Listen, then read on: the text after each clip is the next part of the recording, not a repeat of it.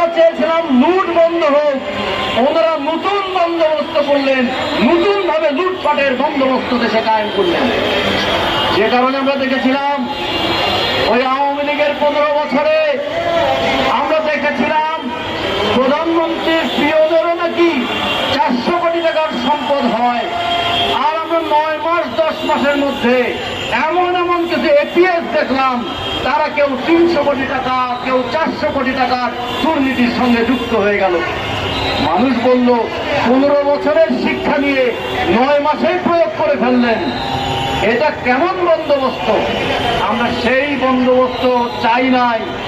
আমরা চেয়েছিলাম একটা বৈষম্যহীন ব্যবস্থা, আমরা চেয়েছিলাম একটা গণতান্ত্রিক ব্যবস্থা, আমরা চেয়েছিলাম একটা মত প্রকাশের স্বাধীনতার ব্যবস্থা, আমরা চেয়েছিলাম শ্রমিকের ন্যায্য মজুরির পরিবেশ, আমরা চেয়েছিলাম নারীরা নির্ভয়ে কর্মক্ষেত্রে যাবে।